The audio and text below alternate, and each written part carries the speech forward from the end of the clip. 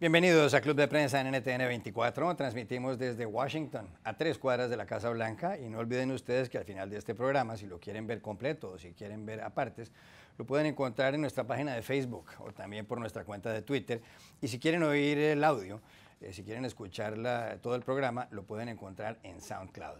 Les doy la bienvenida a los invitados a este programa. En primer lugar, Enrique Gómez Batista, corresponsal del diario O Globo de Brasil. Enrique, bienvenido a esta casa como siempre. Muchas gracias. María Luisa Rosell, corresponsal de Radio Programas del Perú, bienvenida también. Gracias. Y Rafael Matos, corresponsal de La Nación de Buenos Aires, bienvenido igualmente. Gracias.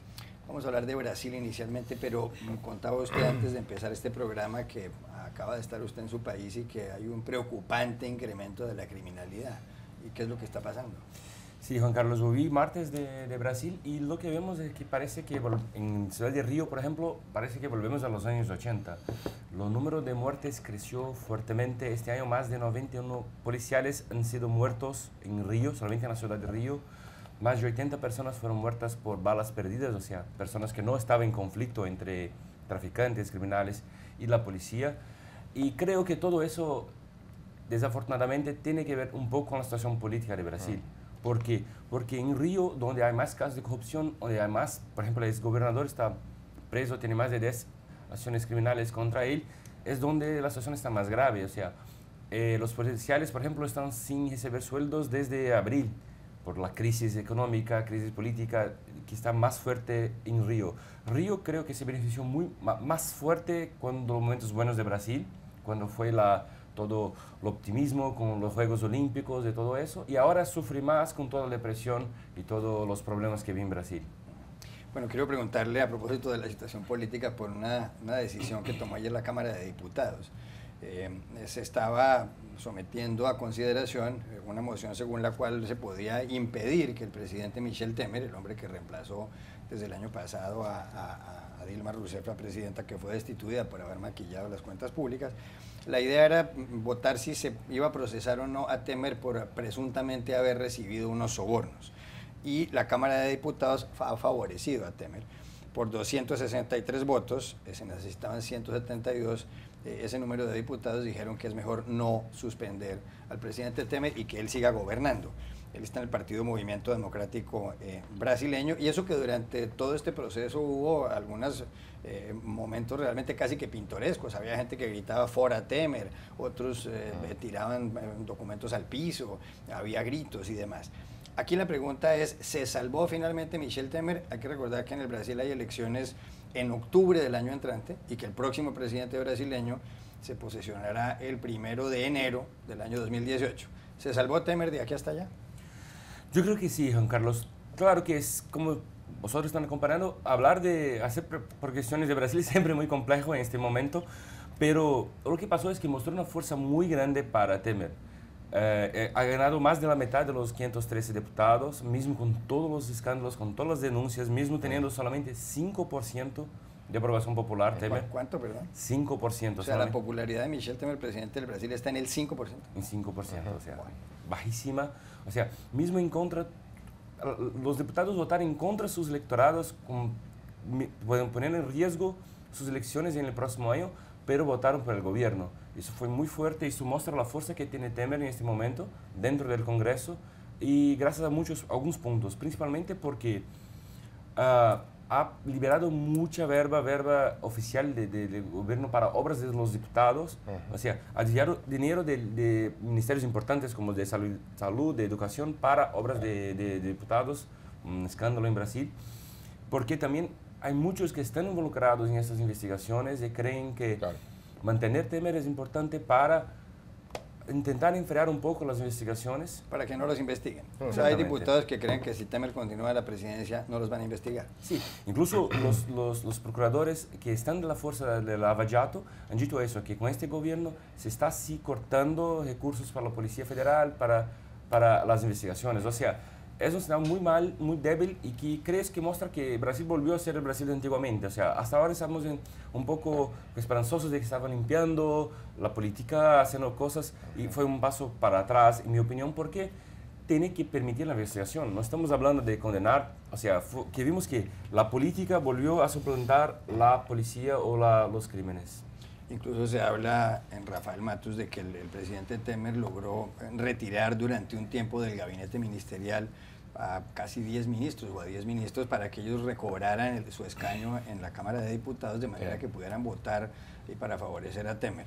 ¿Cuál es su punto de vista sobre todo esto? Creo que Enrique ha pintado un panorama clarísimo.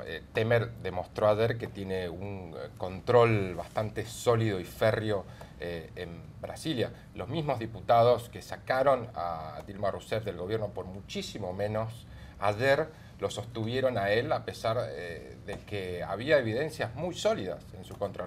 Recordemos que la acusación contra Temer viene del caso de corrupción Lava Jato, que involucra a la petrolera Petrobras, y había una grabación en la cual Temer avalaba el pago de sobornos para encubrir el escándalo.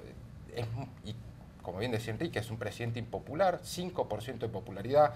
La economía de Brasil no atraviesa su mejor momento y a pesar de que todos estos factores coinciden, Temer aún así logra el apoyo político suficiente para continuar el panaceo del Planalto.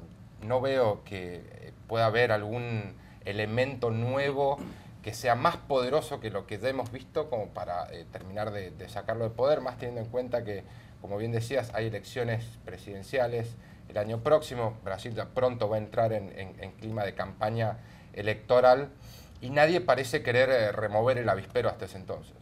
Un programa muy suramericano porque hay corresponsales de Argentina, de Brasil, de Colombia y María Luisa Rosell, que es de Radioprogramas del Perú. ¿Cuál es la opinión que tiene sobre lo que está ocurriendo en Brasil con Temer? ¿Lo salvaron al señor Temer?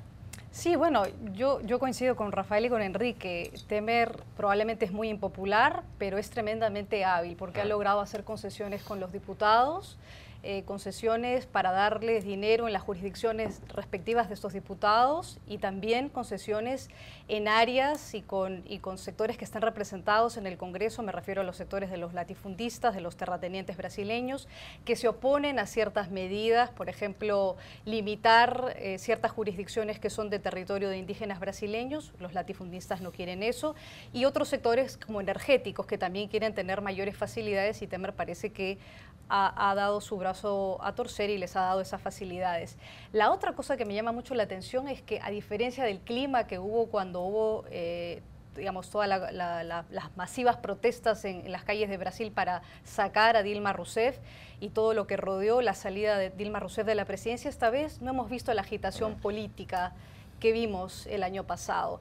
Y yo creo que porque en el fondo debe haber un cansancio y un hartazgo en el pueblo brasileño que no ve una alternativa clara como un líder o una lideresa que luche contra la corrupción en Brasil, y probablemente frente a esa falta o esa carencia de un liderazgo sólido, fuerte en Brasil, los brasileños decidieron no salir a protestar y hacer bulla como sí lo hicieron con Dilma Rousseff. No sé si tú coincides. Yo creo que sí, eso es lo más importante en mi opinión, porque muestra total desesperanza de la población brasileña. Los brasileños están totalmente acreditados, los políticos no creen más en ellos, y muestra que esto puede ser un lío muy peligroso, porque con eso deja la elección de 2018 abierta a cualquier tipo de persona. O sea, puede llegar un líder populista y ganar las elecciones. Sí, creo que este es el gran desafío, el gran riesgo en Brasil es eso. Estamos totalmente sin esperanza. Más noticias de Sudamérica, María Luisa, y lo comentábamos con Ruth del Salto, nuestra periodista y presentadora de NTN 24. En esta ocasión hay informaciones de Venezuela. El domingo pasado tuvieron lugar las elecciones para escoger a los 545 diputados de una Asamblea Nacional Constituyente que ha sido convocada por el gobierno del presidente Nicolás Maduro. El objetivo es que ellos redacten una nueva constitución. En esas elecciones no tomaron parte los candidatos de la oposición, y además muchos gobiernos extranjeros y organismos internacionales como la Organización de Estados Americanos, la OEA, y ONGs como Human Rights Watch dijeron que todo eso era una farsa. Esa era la opinión que tenían estos gobiernos y estos organismos. Se pensaba que iban a tomar posesión los diputados de la constituyente hoy. El presidente Maduro ha dicho que quiere aplazar esto 24 horas. Pero ayer surgió un dato que llamó muchísimo la atención, y es que Antonio Mujica, que es el presidente ejecutivo de Smartmatic, Smartmatic es la compañía encargada de hacer el conteo de los votos electrónicos en Venezuela, habló en Londres y dijo que había habido un fraude, que no es verdad que hubieran tomado parte en estas elecciones casi 8.100.000 personas, que constituye el 41% del padrón electoral, y que por lo menos se había inflado esa cifra al menos en 1 millón de votos. Repito, lo que ha dicho el señor Mujica, en otras palabras, es que hubo un fraude. ¿Cómo queda entonces la legitimidad de la constituyente que se supone que va a entrar mañana a operar con la marcha de la oposición simultáneamente, que fue postergada de hoy para mañana? Bueno, antes de las declaraciones del directivo de Smartmatic, en realidad ya todo el proceso de la constituyente estaba en tela de juicio, había sido cuestionado por la forma, por la intención, es decir, antes, durante y después. Yo creo que ante los ojos del mundo no queda duda de que este proceso no es un proceso legítimo. Y luego ahora vemos toda una serie de pasos que está tratando de tomar el gobierno o el régimen de Maduro para judicializar, para perseguir a los opositores. Y creo que la mayor preocupación en este momento, más allá de si fueron 5, 4, 3 o 1 millón de votantes los que participaron, es qué va a pasar con los líderes de la oposición, qué va a pasar con la gente que mayoritariamente está mostrando en Venezuela desde comienzos de este año, con más de 100 muertos, que están en clara oposición con la propuesta del gobierno de instaurar un régimen, bueno, básicamente dictatorial, porque no se le puede llamar de otra manera. Entonces creo que ahora la preocupación más grande es qué va a hacer el régimen de Maduro y qué puede hacer la comunidad internacional y qué pocas herramientas tienen los venezolanos dentro de su propio país para enfrentar la represión muy dura que viene y que ya la estamos viendo, ¿no? Ya se habla del encarcelamiento de Leopoldo López, se habla también de la detención de Ledesma, apenas terminó el proceso de la constituyente, y ahora hay 2 alcaldes en 2 jurisdicciones distintas que también temen por su vida porque pueden ser arrestados. Se ha además nombrado una comisión que está a cargo de la ex canciller venezolana para perseguir y judicializar a los opositores políticos venezolanos. Entonces Delcy Rodríguez. Entonces, fue reemplazada por Jorge Arreaza, que es el yerno de Hugo Chávez. Entonces, cuando uno ve todos estos pasos que se está tomando y que está tomando el régimen de Maduro, hay evidencia y hay suficientes, digamos, muestras de lo que viene en Venezuela. Va a ser mucho más grave de lo que hemos visto hasta ahora. Rafael Matos. Sí, se sabía que el proceso electoral para formar la Asamblea Constituyente había estado teñido por prácticas ilegales y por fraude. Lo que no sabíamos era un número concreto, que fue lo que aportó ayer la empresa que monitorea el voto electrónico en Venezuela. El secretario general de la Organización de Estados Americanos, Luis Almagro, lo llamó el fraude más grande en la historia de América Latina. Y esto continúa con varias prácticas chavistas en los últimos procesos electorales que le quitaron legitimidad y que obviamente socavan la representatividad de la democracia venezolana. Pero, insisto, estas son cosas que ya se sabían. Lo que ahora tenemos son pruebas y evidencias concretas que le dan munición a la oposición para continuar con su ofensiva contra el régimen de Maduro. Ahora, ¿qué va a hacer Maduro frente a esto? Yo no veo que una prueba tan concreta lo haga retroceder o lo haga cambiar sus planes respecto a la Asamblea Constituyente. El peligro es, sí, que este choque de fuerzas que vamos a ver en Caracas derive en más violencia cuando ya tenemos más de 100 muertos. Enrique. Bueno, yo creo que esta constituyente puede ser el punto de más conflicto que puede tener. Hemos visto, por ejemplo, la mudanza de posición de muchos países. La Unión Europea no reconoce, probablemente Venezuela va a ser expulsa definitivamente del Mercosur este sábado. O sea, hemos visto que este puede ser el punto que va a mostrar que es inviable lo que está pasando hoy en Venezuela. Pero lo que pasa también es que eso cada vez más amplía los problemas entre oposición y gobierno, cada vez más imposibilidad de diálogo.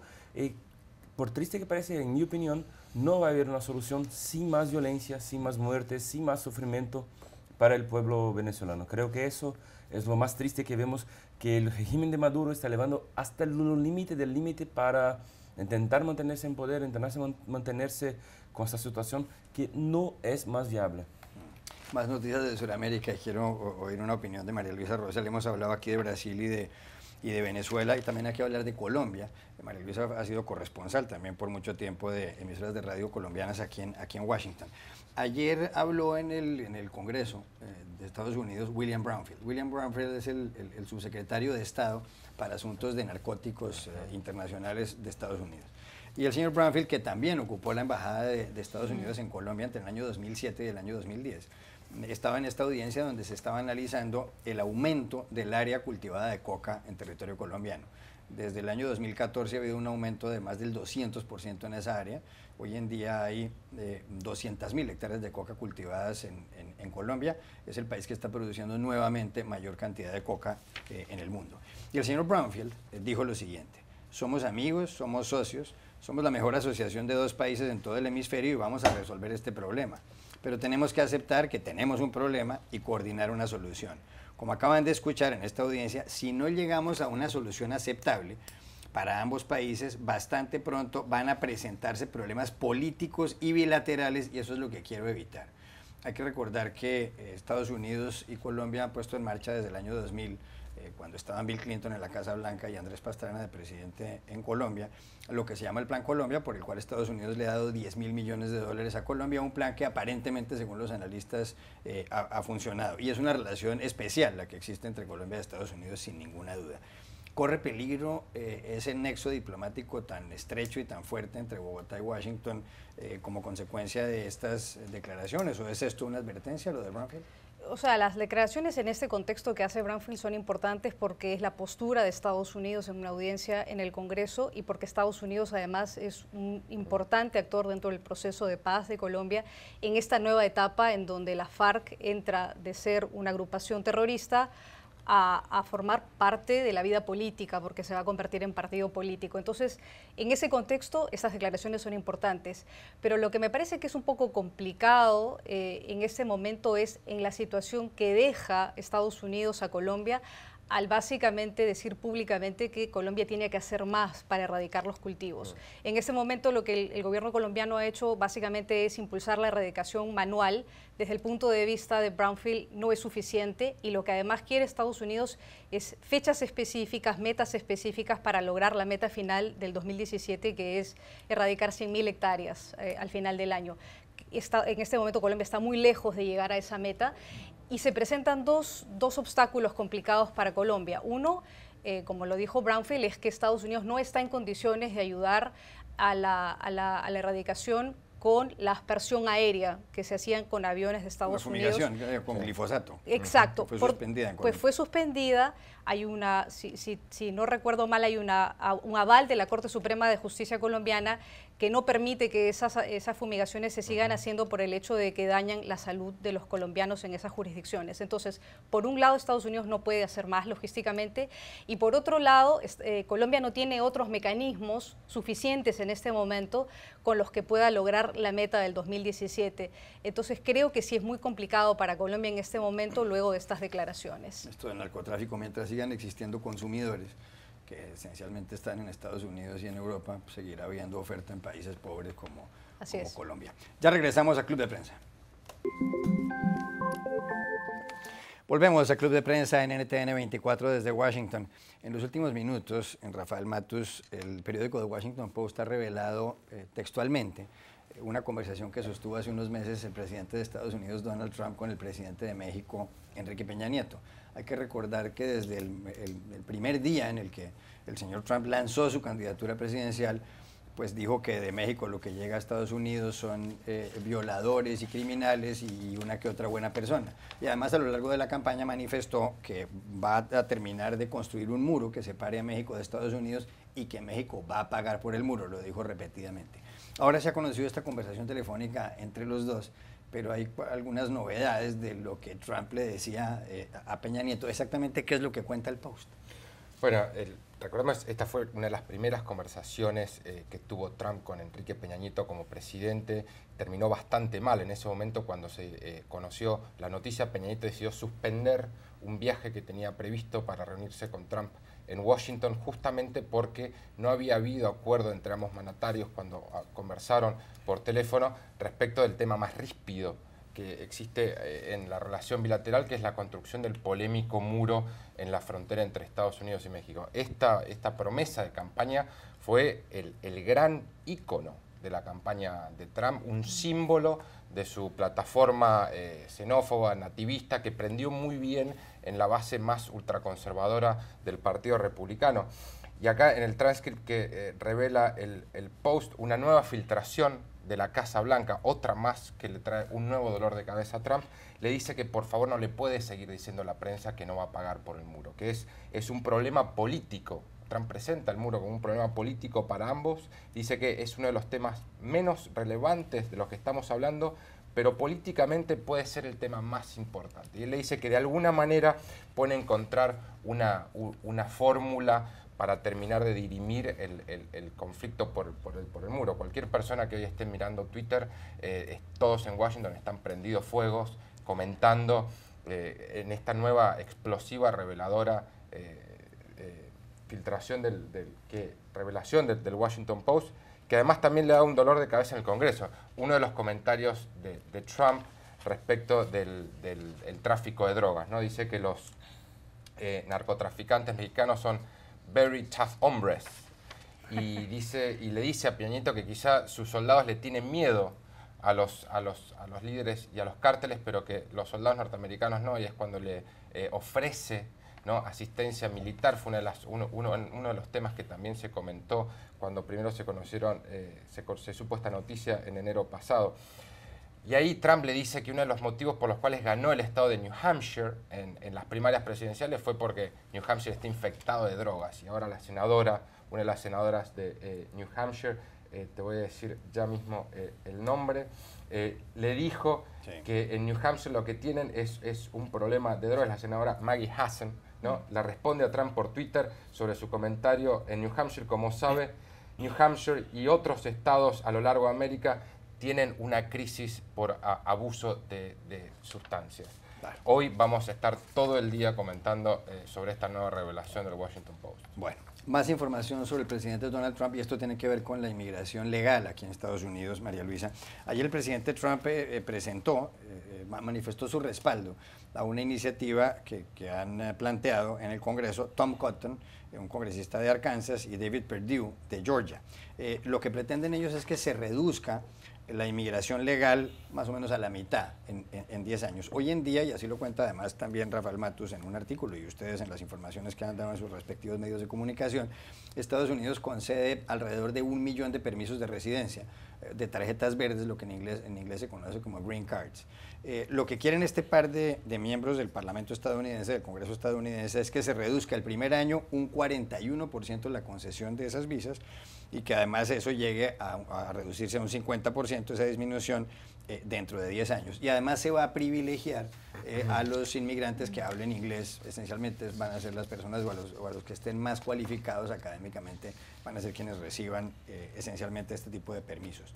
¿Cuál es su percepción sobre este planteamiento, sobre esta iniciativa y sobre el respaldo de Trump, que en el fondo está cumpliendo lo que les dijo a sus electores?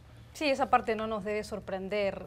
Lo que pasa es que esto va en contra de la naturaleza de la formación de Estados Unidos, porque no solo se trata de restringir la posibilidad que familiares, que residentes permanentes y ciudadanos en Estados Unidos les puedan dar la posibilidad a sus familiares para que vengan legalmente a los Estados Unidos, sino que realmente la propuesta ignora la realidad de Estados Unidos, cuando sabemos que el Buró del Censo ha mostrado a través de sus estadísticas más recientes que para el 2050 la mayoría de chicos nacidos, de niños nacidos en Estados Unidos son descendientes de minorías. En el 2050 la mayoría de chicos serán de minorías, será un país cuya mayoría será conformada por minorías.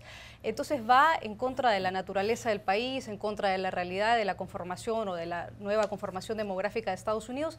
Y por otro lado, yo creo que es básicamente una respuesta de Trump para congraciarse con el sector más extremo, más nativista de su partido, que además es minoritario, porque la mayoría de republicanos no están de acuerdo con eso en el Congreso probablemente, y tampoco los ciudadanos norteamericanos en general. Los estadounidenses, basta con ir a las escuelas públicas, a las universidades, a los espacios públicos para que uno vea cuál es la realidad demográfica de Estados Unidos. Entonces yo creo que no tiene en el corto plazo la posibilidad de recibir apoyo en el Congreso. Y la otra cosa es que yo creo que es una reacción un poco para distraer de la falta de efectividad de su gobierno en estos 6 meses, que no ha logrado sacar ninguna propuesta legislativa en el Congreso y que más bien ha tenido varios fracasos y tropiezos. Así que creo que es básicamente una reacción para congraciarse solamente con el ala más más recalcitrante y extrema del Partido Republicano. ¿Es así el asunto, Enrique Gómez Batista? Yo creo que sí, y eso muestra, es que los dos temas se pueden analizar juntos, porque muestra, primero la conversa con Pianetto muestra cómo no es hábil en negociar, o sea, no hay una negociación política, una negociación entre dos presidentes, entre dos líderes, hay una tentativa de él de poner solamente sus intereses en frente a un presidente legítimo de un país como México, o sea, mostrar cómo no consigue negociar. Y aquí lo mismo, creo que no está haciendo un proyecto verdadero o apoyando un proyecto verdadero de reforma de migratoria, está solamente creando un factoide o un otro factor para tentar desviar un poco las malas noticias que están día por día llegando a su gobierno.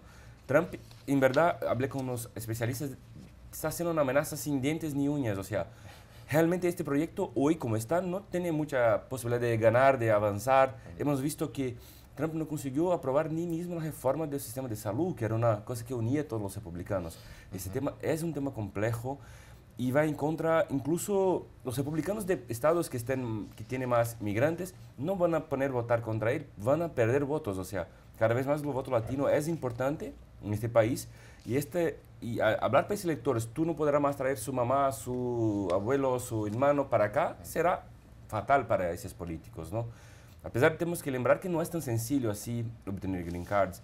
Por ejemplo, si te intenta traer a alguien de su familia, puede demorar más de 10 años, por ejemplo. O sea, en verdad también que una reforma como esta no es tan fácil de pasar y todavía ya está muy cerrado. No es tan sencillo como presenta o como dice Trump que va ahora a cambiar todo de una vez por todas, ¿no? Claro. Rafael Matos. O sea, hay pocos temas que polarizan tanto a la opinión pública en Estados Unidos como la inmigración. Y es muy interesante porque, como bien decía María, esto habla de uno de los valores fundamentales de Estados Unidos que se define como una nación de inmigrantes. Un dato, según una encuesta del Centro Pew, el 67% de los republicanos cree que la inmigración le hace daño a los trabajadores estadounidenses.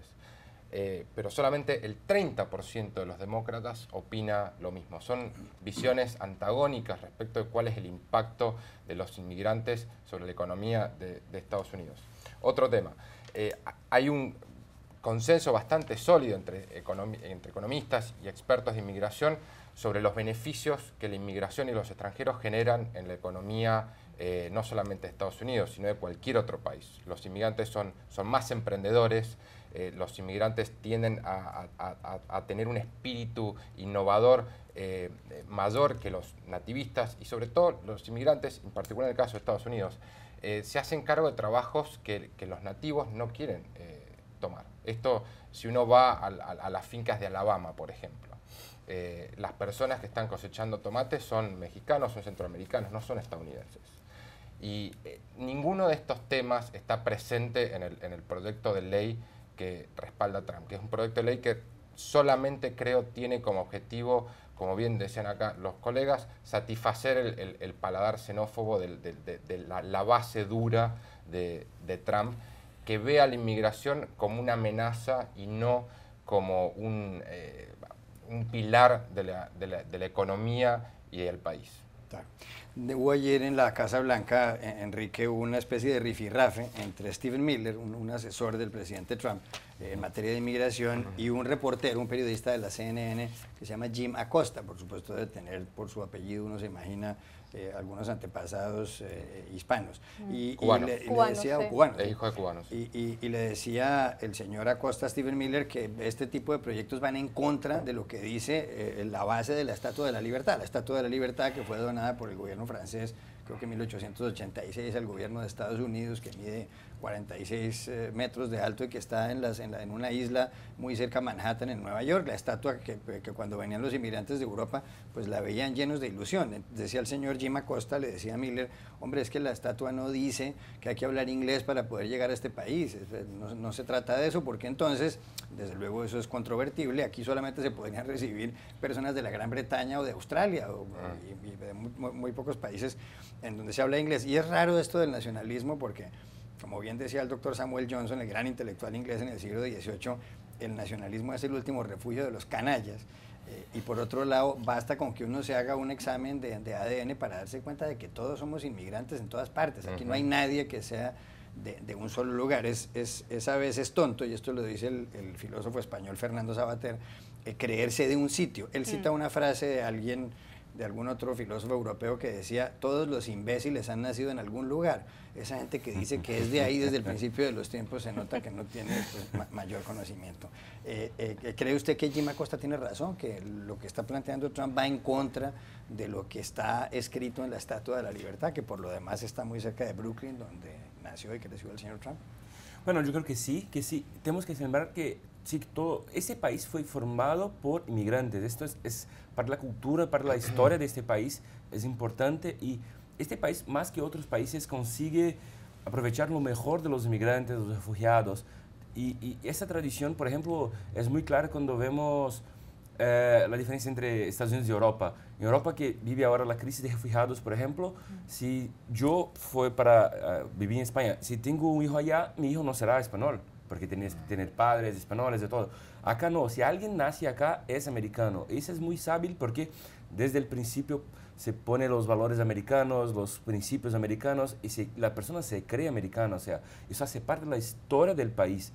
Cambiar esto en una ley como esta sí es un poco ir en contra la cultura de este país que se fundó y se creció con esto, de saber aprovechar lo mejor de las diferencias, lo mejor de los otros, y eso sería así un gran mal. Y no es verdad que eso va a impedir la inmigración, va a reducir la inmigración legal y va a ampliar la inmigración ilegal, porque a las oportunidades siguen acá de trabajo. Las empresas americanas necesitan de esos inmigrantes. Inmigrantes van a venir de una manera u otra para acá. Será peor para el país, creo. María Luisa. Bueno, dos cosas. Uno, Jim Acosta se caracteriza por ser uno de los reporteros, uno de los primeros reporteros de televisión, de corresponsales que se enfrentó a la Casa Blanca, digamos, en sus transmisiones en vivo. Lo vimos desde la época de la campaña presidencial. Fue el primer periodista que salió en televisión a cuestionar cuando el entonces candidato presidencial Donald Trump decía que invitaba a los servicios de inteligencia rusos a que se infiltraran en el Partido Demócrata y en la campaña de Hillary Clinton. Entonces eso no, la posición de él, digamos, de esta manera, enfrentando a la Casa Blanca, no es nueva. Lo que sí me parece es que hay una gran hipocresía dentro de la administración Trump, particularmente del propio presidente, de hablar de esa manera respecto a los inmigrantes, cuando en realidad lo que él no dice es que él utiliza para la fabricación o para la elaboración de los productos que sus empresas venden mano de obra de otros países, de Vietnam, de Bangladesh, de Honduras, de El Salvador. Lo que no dice es que los productos que él vende serían mucho más costosos si es que los elaborara estadounidenses aquí dentro de Estados Unidos. Entonces eso habla de una hipocresía muy grande dentro del gobierno de Trump y del propio Trump. ¿Está contrariando esta iniciativa la Estatua de la Libertad? Sí, creo que sí. Me parece que no es casual también que Stephen Miller haya elegido pelearse frente a las cámaras con Glenn Thrush, un reportero del New York Times, y con Jim Acosta, un periodista de la cadena CNN, al que además le hizo una acusación quirúrgica, ¿no? Lo acusó de tener un sesgo cosmopolita. Y vos recién mencionabas Brooklyn, ¿no? Cuando vos caminás por Brooklyn, vos ves sirios, ves mexicanos, ves latinos, ves negros, ves blancos. Incluso americanos. Sí, incluso americanos, exacto, así, pocos, pero ¿no? Es como, es un ícono de la diversidad que caracteriza a Estados Unidos. Es un icono cosmopolita, multicultural, donde la inmigración es vista de la mejor manera posible, pero te vas un par de horas, ¿no? En auto, en tren, en colectivo, lo que quieras, en el interior de Estados Unidos, y encontrás otra postura, ¿no? Gente que cree que los refugiados son terroristas, gente que cree que los mexicanos vienen a robarle empleo a los estadounidenses, un país donde todavía el racismo, la desconfianza, la xenofobia es mucho más palpable, ¿no? Creo que Estados Unidos es las dos cosas, y esa tensión, ese conflicto ha caracterizado a la historia de esta nación de inmigrantes. Y dentro del gobierno de Trump hay funcionarios, no todos, pero hay funcionarios, entre ellos Stephen Miller, que quieren un país blanco, cristiano, nativista. No quieren la diversidad, no quieren mexicanos, no quieren musulmanes, no quieren refugiados, quieren gente blanca, inmigrantes sí, y si son ingenieros mejor, y si pueden inventar el próximo Google, mejor, pero omiten un pequeño detalle, como por ejemplo que Steve Jobs era hijo de un inmigrante sirio, refugiado sirio, o que uno de los fundadores de Google, Sergey Brin, es ruso. Vamos enseguida a nuestra sección en palabras. Está dedicada a Joseph Conrad, famosísimo escritor británico, con orígenes, además no era originalmente británico, sus antepasados, pero él murió en 1924, un día como hoy, un 3 de agosto, y dijo alguna vez lo siguiente: ser mujer es una tarea muy difícil, consiste principalmente en lidiar con hombres. Enrique Gómez Batista. Yo creo que sí, que está cierto, porque en verdad lo que vemos es que las mujeres son más hábiles a convivir con las personas, a tener relaciones sociales, y los hombres somos muchas veces muy infantiles. Esto sí es uno de los problemas del mundo. María Luisa Rosa. Se reconoce esa descripción. Yo diría que las mujeres tienen que demostrar desde el inicio que son mucho más competitivas, más eficientes que los hombres, que en el campo laboral las mujeres están obligadas a demostrar que es tan buena, mejor que el hombre, que es capaz de ganar más y que es capaz de ascender, y que además tiene que hacer otros roles, ¿no? Así que estoy de acuerdo. Rafael Matos. Sí, creo que bueno, las mujeres tienen que lidiar con los hombres y los hombres también tienen que lidiar con las mujeres, ¿no? Creo que vivimos una época en la cual la igualdad de género, por suerte, está en el centro del debate de las tendencias sociales, y creo que es importante reconocer que los hombres han sido un limitante para mujeres histórico, y que ahora es hora quizá de dar un paso al costado y reconocer que estamos todos en el mismo barco y trabajar juntos. Ya regresamos a Club de Prensa. Volvemos a Club de Prensa en NTN 24 y ahora tenemos un invitado muy especial. Se trata del alcalde de Lecherías, en el estado de Anzoátegui, en Venezuela, Gustavo Marcano. Acaba de pasar por aquí porque se reunió hace muy pocos minutos con Luis Almagro, el secretario general de la Organización de los Estados Americanos, la OEA. Alcalde, gracias por estar con nosotros. Muchas gracias. Óigame, usted lo suspendió el Tribunal Supremo de Justicia de Venezuela, medida que ha tomado también con otros alcaldes. ¿Qué fue lo que pasó? Mira, hay una escalada de persecución en contra de representantes del pueblo venezolano, los liderazgos que estamos más cercanos a la gente. Somos más de 25 alcaldes perseguidos o encarcelados por parte de un Tribunal Supremo de Justicia que responde absolutamente a la dictadura que está hoy en día imperando en Venezuela. Recordemos el caso de Antonio Ledesma, actualmente encarcelado, el caso de Daniel Ceballos, alcalde de San Cristóbal, el alcalde Enzo Escarano también encarcelado, el alcalde Alfredo Ramos, que fue encarcelado la semana pasada, y nosotros fuimos sentenciados hace una semana y logramos sortear todo lo que fue la persecución del régimen, y llegamos anoche a Washington para denunciar lo que ha sido esta escalada represiva y de persecución en contra de las autoridades electas. Además, se han inhabilitado a los gobernadores de estado más importantes, en este caso de la Unidad Democrática. El gobernador Enrique Capriles se ha inhabilitado políticamente, se ha inhabilitado al gobernador del estado Amazonas. Hoy tiene la audiencia en el Tribunal Supremo de Justicia el alcalde de Chacao, Ramón Muchacho. Ayer fue destituido el alcalde de Mérida, capital del estado Mérida, Carlos García. En fin, ha habido una escalada en la persecución de la dictadura al liderazgo que representamos, además, el 52% de la población venezolana. Claro. Si usted está perseguido por el régimen venezolano, como dice, ¿cómo salió de Venezuela? Bueno, sorteando todos los obstáculos de la persecución. Gracias a Dios tuvimos la oportunidad de poder salir el fin de semana, poder llegar acá a Washington a denunciar y a continuar la lucha en contra de la dictadura. ¿Tomó un vuelo en Caracas?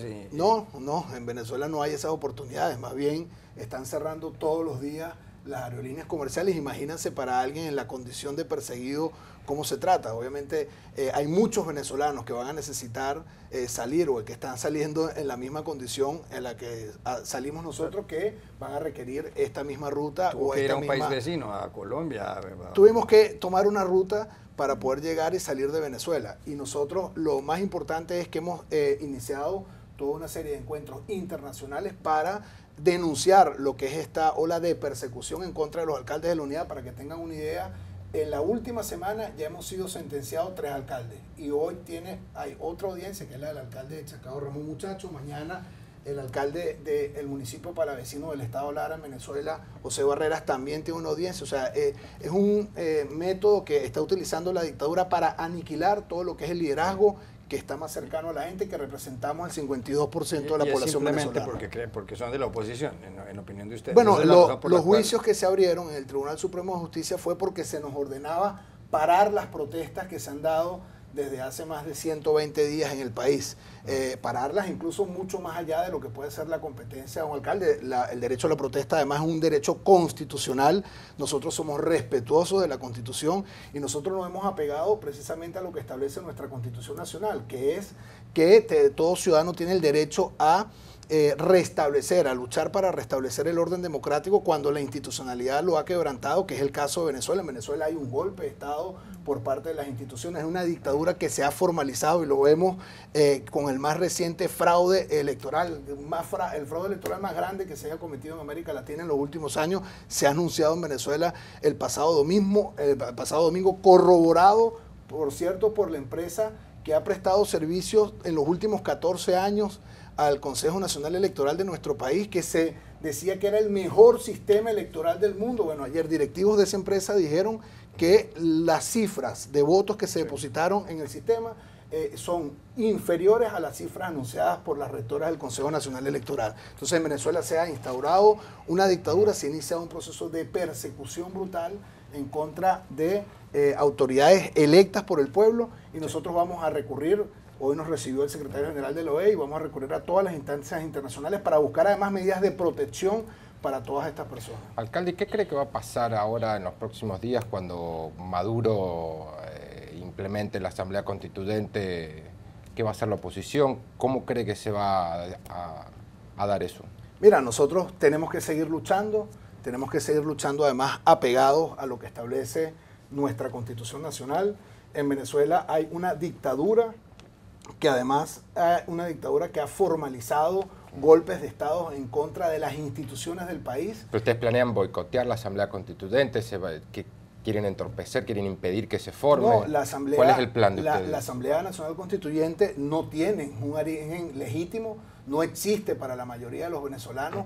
Hubo un grandísimo fraude electoral que inclusive la empresa que ha prestado servicios electorales para el país lo ha denunciado el día de ayer.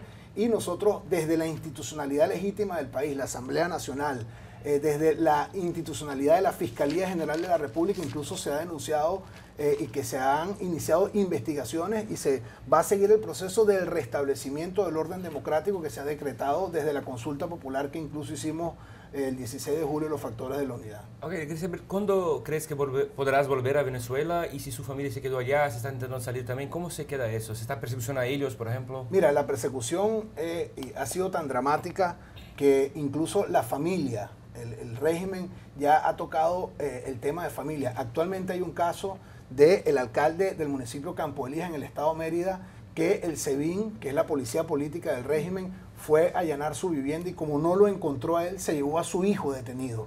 Del estado Mérida se lo llevó a Caracas, a la sede del SEBIN en Caracas en el helicoide. Vimos el caso del diputado Simón Calzadilla, que fueron apresados su esposa y sus dos hijas, y su esposa está pasando a tribunales militares. En fin, estamos viviendo una escalada de persecución general y nosotros, bueno, vamos a luchar desde la posición en la que nos encontramos por el restablecimiento del orden democrático. Vamos a continuar la lucha que millones de venezolanos estamos dando para que en Venezuela se restablezca la institucionalidad y esperamos que podamos regresar al país cuando nosotros logremos el restablecimiento del sistema democrático en Venezuela, de las garantías constitucionales y que por supuesto podamos seguir luchando en favor del cambio y de la libertad de Venezuela. Nos queda un minuto. María Luisa Rosel. Hay una reunión de cancilleres de Mercosur este sábado, este fin de semana. ¿Ustedes prevén que las sanciones que pueda implementar Mercosur van a ser eficientes, son efectivas? ¿Qué tanto importan las sanciones a este punto para la oposición?